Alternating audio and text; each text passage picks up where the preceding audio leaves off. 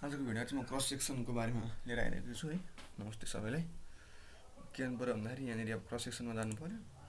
अनि त्यसपछि गएर ल हेर्नुहोस् बनिसकेको छ होइन। यो टक्क यहाँ हेर्दै जानु पऱ्यो आफ्नो कस्तो बनिरहेको छ। ठिकै छ। एक दुई ठाउँमा चाहिँ अलिक बढी नै युज छ क्या हाम्रो। कहाँनिर भन्दाखेरि यहाँनिर क्या हेर्नुहोस् त, अलिक बढी छ, फिल स्लोप बढी छ यहाँनिर। म्यानेज गर्नुपर्छ। अहिले हजुरहरूलाई सिकाउनु मात्र मैले अहिले भनिसकेँ है। टक्कै आइरहेछ, सबैमा आइरहेछ। अब क्रस सेक्सन एलिमेन्ट हाल्नुभन्दा पहिला पनि अब के गर्नु पऱ्यो भन्दाखेरि पहिला सुरुमा त पेमेन्ट डिजाइन गर्नु पऱ्यो। अब पेमेन्ट डिजाइन गर्नलाई के गर्नु पऱ्यो भन्दाखेरि मैले चाहिँ अब यहाँ के गर्छु भन्दाखेरि ओभरसिज रोड नोट 31 भन्ने युज गर्छु। अब त्यो किन युज गरिन्छ भन्दाखेरि त्यो चाहिँ होइन पहिलाको अरू रोड डिजाइन मेथड भन्दा यो चाहिँ अलिक के छ भन्दाखेरि क्लाइमेटसँग अलिक बढी रेजिलिएन्ट पनि छ।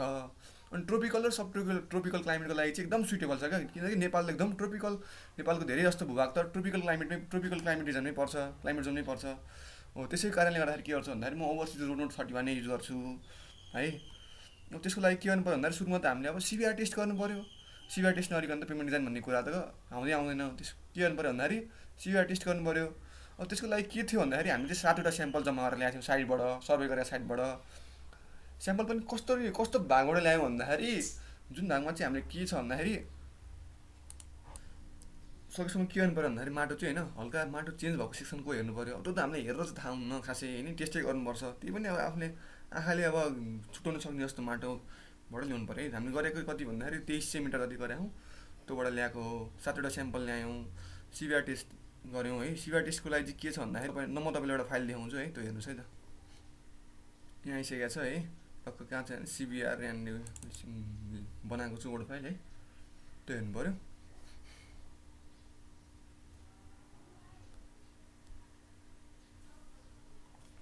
ल हेर्नुहोस् है त, हामीले टेस्ट गरेको सिबिआर टेस्टिङ मेसिनको तपाईँको डिस्काउन्ट भनेको कति हुन्छ, एक डिभिजन भनेको 0.01 mm हुन्छ क्या। पेनिट्रेसन डायल गेजको 1 डिभिजन भनेको 0.01 mm हुन्छ। त्यो पेनिट्रेसन डायल गेज चाहिँ तपाईँको एउटा पुरै राउन्ड आउँदाखेरि 1 mm मात्र पेनिट्रेट भएको हुन्छ है। एउटा पुरै 100 डिभिजनको राउन्ड आउँदाखेरि 1 mm मात्र पेनिट्रेट भएको हुन्छ।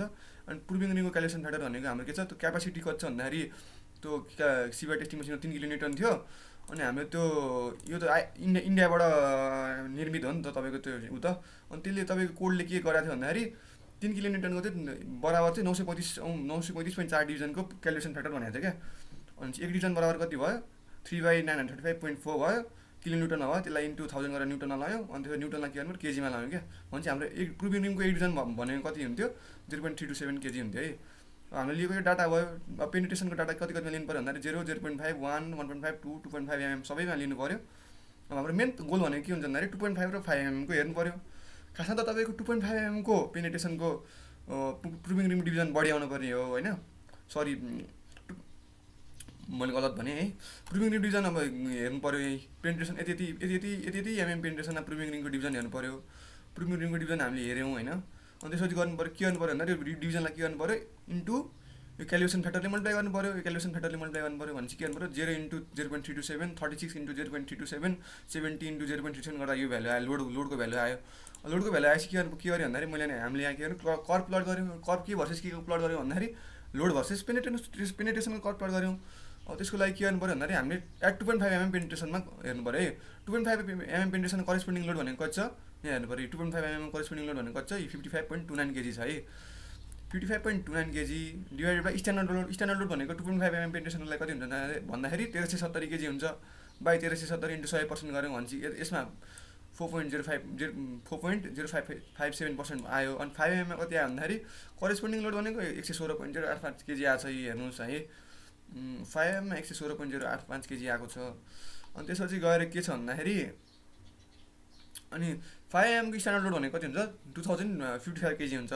अब त्यो गरेर हामीले के गर्यौँ दुईटाको सिबिआर निकाल्यौँ। 2.5 mm पेनिट्रेसन र 5 mm पेनिट्रेसनको सिबिआर निकाल्यौँ। अनि बढी के को छ 5 mm को छ। 5 mm को बढी कति हो भन्दाखेरि 5.68% छ। खासमा हामीलाई कतिको बढी हुनुपर्ने हो 2.5% को बढी हुनु पर्यो। यो कसरी अब यहाँनिर 5 mm को बढी हो भन्दाखेरि खासमा त हामीले टेस्ट दोहोऱ्याउनु पर्ने हो, तर स्याम्पलको अभावले गर्दाखेरि हामीले टेस्ट दोहोऱ्याएनौँ। हामीले के गर्नु पर्यो 2.5 mm को भन्दा 5 mm को केसमा किन बढी आयो भन्दाखेरि कुनै केसमा के हुन्छ भन्दाखेरि बडी डेप्थ हुन्छ नि। बडी डेप्थमा चाहिँ तपाईँको के हुन्छ भन्दाखेरि बडी डेप्थमा सोइलको कम्पोजिसन फरक पर्न सक्छ, इन्डेक्स प्रोपर्टिज फरक पर्न सक्छ सोइल अलिक बढी स्टिप पनि हुनसक्छ, त्यसको कारणले गर्दाखेरि के हो 5mm मा बढी आएको हुनसक्छ। खासमा हाम्रो केमा बढी आउनुपर्ने हो 2.5mm मा बढी आउनुपर्ने हो है, सबै केसमा त्यो हुन्न, त्यही भएर हाम्रो पनि यहाँनिर फरक आयो, त्यही भएर हामीले के हो त्यसको रिजन दिन सक्नु पर्यो है। त्यसपछि यहाँ मैले गरेँ। अब अर्को स्याम्पलको के छ सेम 5.29 अनि 8.513 भनेपछि 5mm बढी आएको छ। अनि अर्को थर्ड स्याम्पलको पनि के छ भन्दाखेरि 5mm बढी आएको छ, हेर्नुहोस् है। त्यसपछि स्याम्पल 4 को पनि के छ 5mm बढी आएको छ। अब स्याम्पल 6 को चाहिँ के छ भन्दाखेरि यसमा चाहिँ के छ भन्दाखेरि 2.5mm मा बढी आएको छ, हेर्नुहोस् 7.75%। यो चाहिँ के को कारणले गर्दाखेरि भन्दाखेरि अलिक कम डेप्थमा सोइल स्टिप पनि भएको हुनसक्छ, इन्डेक्स प्रोपर्टिज पनि अलिकति राम्रो हुनसक्छ। तपाईँको के प्लास्टिसिटी लिक्विड लिमिट यसले पनि फरक पार्छ है, त्यही हो है।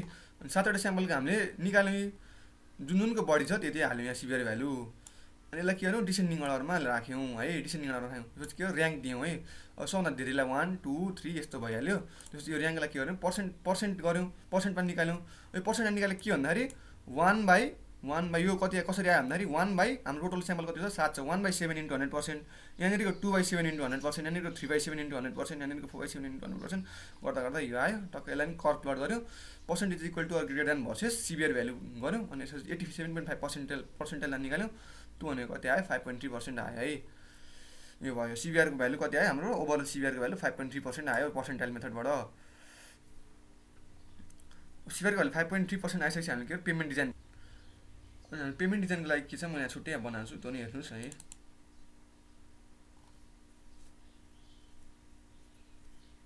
पेमेन्ट डिजाइनको के गर्नु पऱ्यो हामीले ट्राफिक भोल्युम काउन्ट गऱ्यौँ। ट्राफिक भोल्युम काउन्ट गर्दाखेरि कति आएको थियो भन्दाखेरि आवरली काउन्ट गर्ने हो। आवरली पनि कसरी काउन्ट हुन्छ भन्दाखेरि 15-15 मिनटको अन्तरालमा काउन्ट हुन्छ है, 15-15 मिनटको 4वटा अन्तरालमा काउन्ट हुन्छ है। त्यसपछि कति आएको छ हाम्रो 200 PCU आएको थियो 1 घन्टाको 200 PCU आयो भने चाहिँ एभरेज डेली ट्राफिक भनेको एक दिनको भयो। एक दिनको लागि के गर्नु पऱ्यो 200 × 24 गर्दाखेरि 4800 PCU पर डे आयो। अब प्रेजेन्ट यो भनेको के हो भन्दाखेरि present traffic as per last count भयो। अब मैले 20 वर्ष पछिकोसम्म रोड बनाउन चाहँदैछु, अब त्यसको लागि त मैले काउन्ट गर्नु पऱ्यो नि त, भेहिकलको डेन्सिटी कति छ भनेर काउन्ट गर्नु पऱ्यो। त्यो गर्दाखेरि यो लास्ट काउन्टको यो डाटा भयो। त्यो चाहिँ मैले traffic growth rate 7.5% per annum भनेर एज्युम गरेँ। चाहिँ डिजाइन पिरियड भनेको कति वर्षसम्म हाम्रो रोड यु गर्ने हो भनेर भयो। डिजाइन पिरियड भनेको कन्स्ट्रक्सन पिरियड भनेको 1.5 3 वर्षसम्मको हालिन्छ पर्टिकुलरली है। त्यसपछि अब हामीले के निकाल्नु पऱ्यो एकै भ्यालु निकाल्नु पऱ्यो, ए इक्वल टु पी 1 + r को पावर x भयो।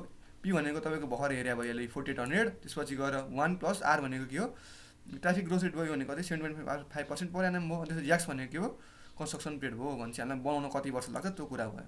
यो गर्दाखेरि कति आयो 5547 PCU पर डे आयो है। अब मैले यहाँनिर अब के छ भन्दाखेरि हाम्रो क्यारेज त खासमा इन्टरमिडिएट छ होइन। अनि इन्टरमिडिएट क्यारेज कस्तो हुन्छ भन्दाखेरि तपाईँको होइन टु लेन पनि बनाउन नसक्ने अवस्था हुन्छ, कुनैमा साँगुरो हुनसक्ने त्यस्तो अवस्थामा हाल्ने चलन छ खासै भन्नु पर्दाखेरि होइन। लेन डिस्टेन्स फ्याक्टर मैले 0.75 हाल्ने टु लेनको लागि भनेर। त्यसपछि भेहिकल डाइमेन्ज फ्याक्टर याप निकाल्नु पऱ्यो। अब भेहिकल डाइमेन्ज फ्याक्टर चाहिँ मैले कसरी यहाँनिर एज्युम गरेर निकाल्ने है। एज्युम गरेँ भन्दा पनि तपाईँको सोर्सबाट नि हेरेँ, गुगलबाट हेरेँ भनौँ न है। एक्जिल लोड कति राख्थेँ भन्दाखेरि 1600 kg राख्थेँ, 1600 kg राख्थेँ, त्यो भनेको 1.6 टन भयो। अनि त्यसपछि cumulative standard axle load for design प्लेटको लागि क्युमुलेटिभ स्ट्यान्डर्ड लोड भनेको चाहिँ 8.16 भनेर हेरेँ है मैले, गुगलबाट हेरेको हो दुइटै। त्यसको लागि भेहिकल डाइमेन्ज फ्याक्टर याप भनेको कारको डिभाइडेड बाई स्ट्यान्डर्डको पावर 4 गर्दाखेरि यति आउँछ। अनि cumulative number of standard axle load भनेको यानको भ्यालु चाहियो, यानको भ्यालु भनेको 365 इन्टु यो फर्मुला हेर्नुहोस् है, यो फर्मुला हुन्छ है। ए भनेको तपाईँको यो भनेको निकाला भइहाल्यो यो है। त्यसपछि डी भनेको तपाईँको लेन्ड डिस्ट्रिब्युसन फ्याक्टर 0.75 भयो। अनि याप भनेको भेहिकल डाइमेन्ज फ्याक्टर भर निकालेको भयो यो है। त्यसपछि यहाँबाट यति आयो, यो भनेको यति आएन। त्यसपछि यसलाई डिभाइड बाई 10⁶ ले गऱ्यो भने इन्टु 10⁶ गऱ्यो भने के हो र इक्विभ्यालेन्ट सिङ्गल एक्जेल आयो। अनि त्यसपछि इक्विभ्यालेन्ट सिङ्गल एक्जेललाई फेरि 10⁶ ले डिभाइड गर्ने मिलियन सिङ्गल एक्जेल आयो। अब तपाईँको के गर्नु पऱ्यो ओभरसिज रोड नोटमा हेर्नु पऱ्यो। ओभरसिज रोड नोटमा हेर्दाखेरि हाम्रो सिभिआरको भ्यालु 5.3% आएको छ। सिभिआरको भ्यालु 5.3% भनेको 5 देखि 7 को बिचमा पऱ्यो। अनि ट्राफिक क्लासेस भनेको कति भयो भन्दाखेरि 0.0966 MSE आयो होइन, 0.966 MSE आयो। त्यो भने चाहिँ के गर्नु पऱ्यो ट्राफिक कहाँ पऱ्यो 0.3 MSE भन्दा लेस आयो। त्यही कारणले गर्दाखेरि traffic class T1 subgrade stand class S3 भने चाहिँ T1 भनेको यहाँ भयो, S3 भनेको यहाँ भयो भने चाहिँ ट्याक्क यहाँनिर के आयो पेमेन्ट डिजाइन भयो। पेमेन्ट डिजाइनमा के छ ग्रानुलर सब बेस 200 mm छ, त्यसपछि सब बेस 150 mm छ। अनि त्यसपछि गएर सर्फेस कोर्स हाल्नु पऱ्यो। सर्फेस कोर्स भनेको चाहिँ हामीले 50 mm हाल्दा हुन्छ। यहाँनिर सर्फेस स्ट्रेचिङ भनेर दिएको हुन्छ। सर्फेस स्ट्रेचिङको चाहिँ थिकनेस कहिले पनि हुँदैन है, त्यति चाहिँ याद गर्नुपर्छ तपाईँहरूले। टक्कै यहाँ हेर्नुहोस् है, सर्फेस स्ट्रेचिङ भनेर लेखाएको छु मैले यहाँ, त्यो हुँदैन है, सर्फेस कोर्स भनेर लेखिदिनुहोस्। पेमेन्ट डिजाइन पनि भयो है त। अब पेमेन्ट डिजाइन भएपछि अब हामीले के गर्नु पऱ्यो, पेमेन्ट डिजाइनको डाटा फेरि के गर्नु पऱ्यो, अब यहाँनिर इनपुट गर्नु पऱ्यो। इनपुट गर्नलाई के गर्नु पऱ्यो, हामीले अब होइन सिबिआई टेस्ट पनि गऱ्यौँ, पेमेन्ट डिजाइन पनि गऱ्यौँ। अब त्यो भ्याल्यु के गर्नु पऱ्यो, यहाँनिर इनपुट गरिदिनु पऱ्यो है। त्यसको लागि के गर्नु पऱ्यो भन्दाखेरि डाटामा जानु पऱ्यो है, पेमेन्ट लेयर्समा जानु पऱ्यो। त्यसपछि गएर के गर्नु पऱ्यो, सुरुमा बेसको हाल्नु पऱ्यो। बेसको चेन्जेस कति कतिसम्म हाल्नु पऱ्यो भन्दाखेरि सबै चेन्जेसमा एउटै हाल्ने, युनिफर्मै हाल्छौँ है। 0 to अब यहाँनिर हेर्नु पऱ्यो क्या, तपाईँको कहाँसम्म गएको छ cross section, last cross section कहाँ छ त्यो हेर्नु पऱ्यो। अनि यहाँबाट हेर्दा पनि हुन्छ, प्लानमा हेर्दा पनि हुन्छ है। 2130.411 है, 2130.411 टु 2130.411। अब त्यो थिकनेस कति छ हाम्रो, बेसको कति आएको छ, बेसको हेर्नु पऱ्यो। बेसको कति आएको छ 150 mm आएको छ है। बेसको कति आएको छ 150 mm आएको छ, 150 mm आएको छ। एक्सटेन्ड स्ट्याटसलाई 0 गरिदिनुहोस्, 0 गरिदिनुहोस्। त्यसपछि भर्टिकल स्ट्याटसलाई 1 गरिदिनुहोस् है त। स्लोप दिने नदिने भन्ने कुरा हुन्छ क्या यसले चाहिँ।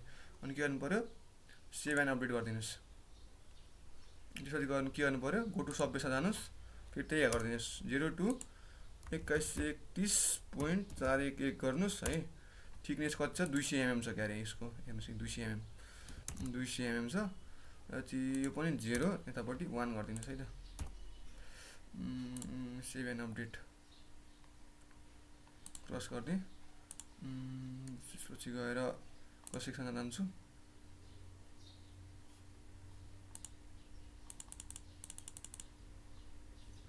है त्यसपछि के गर्नु पऱ्यो, डाटा जानु पऱ्यो, फेरि पेमेन्ट लेयर्समै जानु पऱ्यो, बेसमा जानु पऱ्यो। त्यो चाहिँ यत्रो 150 मिटर हाल्दै थिएँ मैले होइन। मिटरमा कति हुन्छ 150 mm भनेको 0.15 हुन्छ। सेभ एन्ड अपडेट, त्यो चाहिँ सब बेसमा कति हुन्छ 0.2 हुन्छ। सेभ एन्ड अपडेट है, भइहाल्यो नि ल, आयो नि त, आइसक्यो है त, यो पनि आयो। त्यसपछि के गर्नु पऱ्यो भन्दाखेरि अब मलाई ओइरिङ कोर्स पनि चाहियो। ओइरिङ कोर्सको लागि के गर्नु पऱ्यो भन्दाखेरि फेरि त्यहाँ जानु पऱ्यो। ओइरिङ कोर्सको त छैन नि त्यहाँ त, बेस सब बेस सब ग्रेड क्यापिङको मात्र छ। हामीलाई के गर्नु, ओइरिङ कोर्स खानु पऱ्यो। ओइरिङ कोर्स खान नयाँ लेयर एड गर्न के गर्नु पऱ्यो भन्दाखेरि लेयर कन्फिगरेसनमा जानु पऱ्यो। लेयर कन्फिगरेसनमा गइसकेपछि के गर्नु पऱ्यो भन्दाखेरि क्रिएट कन्फिगरेसनमा गएँ। त्यसपछि के गर्नु पऱ्यो, नाम दिनु पऱ्यो, ओइरिङ कोर्स भनेर दिएँ, ओके गरिदिन्छु। Enter the number of layers in the payment configuration 1, okay. त्यसपछि सिलेक्ट लेयर टाइप फर 1 भनेपछि कुन लेयर टाइप कुन हो यहाँनिर हुन्छ है। पेमेन्ट बिटुमस मेगाडम मोटासिल pavement asphalt concrete, pavement asphalt concrete यहाँ थिच्नु पऱ्यो। त्यसपछि थिकनेस कति 0.05 50 mm ठिक छ, ओके। ओके भयो होइन। त्यसपछि गएर फ्रम चेन्ज 0 to 2130.411 यो भनेको कहाँ के जानु पऱ्यो, ओइरिङ कोर्स ट्रायङ्गल पार्ट यहाँ 0 हालिदिनु पऱ्यो, ट्रायङ्गल पार्ट दिँदैन। सेभ एन्ड अपडेट गरिदिनु पऱ्यो, क्रस गरिदिनु पऱ्यो। आइसकेको छ हेर्नु चाहिँ त्यही ओइरिङ कोर्स पनि आयो। अब आजको लागि चाहिँ यति नै। पेमेन्टसम्म डिजाइन गऱ्यौँ हामीले। अब के गर्नु पऱ्यो, क्रस सेक्सन एलिमेन्ट कुन सेक्सनमा कसरी लाग्छ भनेर त्यो हेर्नु पऱ्यो है। धन्यवाद है।